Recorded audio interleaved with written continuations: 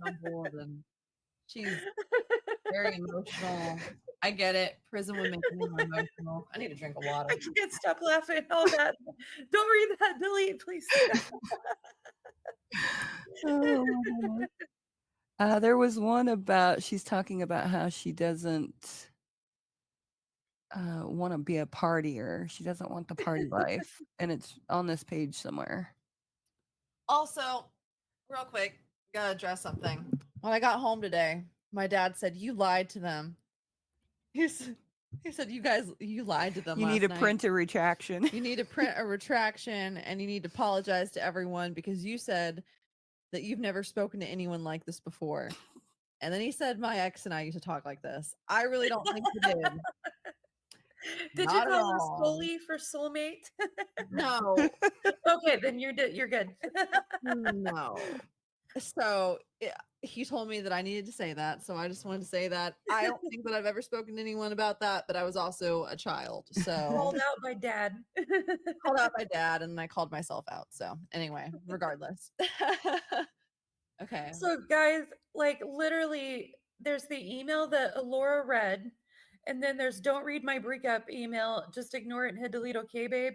And then the one right before that, let me check real quick and see if they're the same dates, is a long dramatic email. Yeah, same dates, next day. A long dramatic email she sent after saying delete the other one. It's along the same tone. It's 1, 2, 3, 4, 5, 6, 7 paragraphs, it looks like. Yeah. Okay. Yeah, she's actually talking about the wild party days isn't something she wants to experience, but I can't find where it is right there. It's somewhere in there.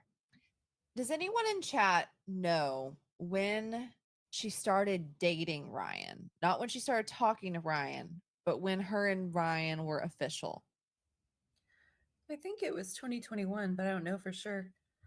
So Do you mind if I read this email, Amber? Oh, go ahead. No, go ahead. Yeah, go ahead. This one that's right underneath that one, like I was just talking about on 8.5, has some important stuff, I think. It says, Lover, I first want to begin this email by saying I love you, and that never changed. But a lot of confusion has happened over the last few days, and I just need to know what's the same and what has changed. I need to know where we stand on things because being unsure is not something I am comfortable with. Are we together or not? Are you still moving here or not? Because if not, that answers the first question. Are we even still engaged? I want you to know that you in no way hold me back or hinder me from anything. I feel people forget my age and they do not realize that I am ready to settle down, especially when I'm home. The wild party days is not something I'm into experiencing. I want to start focusing on building a family, and I thought that was what you wanted also. Mhm. All this talk about you backing off and being Mr. Selfless is stupid. You have been selfless this whole time. I thought we made plans together. I thought we wanted the same things. Maybe I am alone. Maybe I am at your level or not at yet. Just a week ago, I thought we were going to move to Liberty, Missouri in October and we could start to rebuild our communication again. I thought you were going to move to Liberty, Missouri in October, and we would start to rebuild our communication again. We were thinking about picking out a dog other than our baby Balto to keep you company until I come home to you. And then was going to take the leap of trust together and get married legally because one, I love you and am ready to be all yours officially. And two, we have to be married for me to home plan to you. So no matter what, a ceremony in here will have to happen before I see the parole board. Then we just live our lives together as best we can, supporting one another throughout the rest of my time. Mhm. And then I'll finally be home with you. This is what would make me happy, in all caps. I understand that you are not like me in the sense that I don't give a rat's ass about having or not having the approval of others. Both our families have stated they prefer us to wait, but would accept our decision because we are two adults.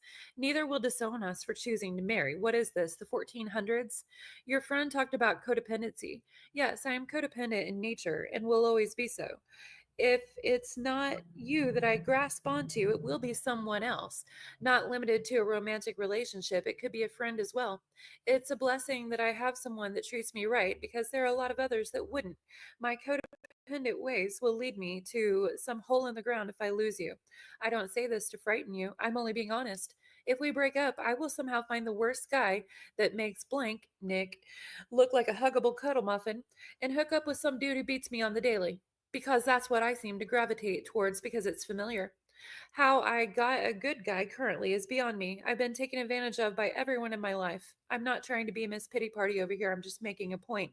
I am a target for bastards and I'm blinded by it in the moment because I want to be loved. All the therapy in the world won't fix that. You're the first man to be good to me and is a healthy, positive influence. Something pulled us together. Call it fate, but it happened, and now I am, if I still have you, am the happiest woman I've ever been. For the first time ever, I have someone to be emotionally attached to that is good for me and who actually loves me. Relationships are codependent in themselves. Marriages are 50-50.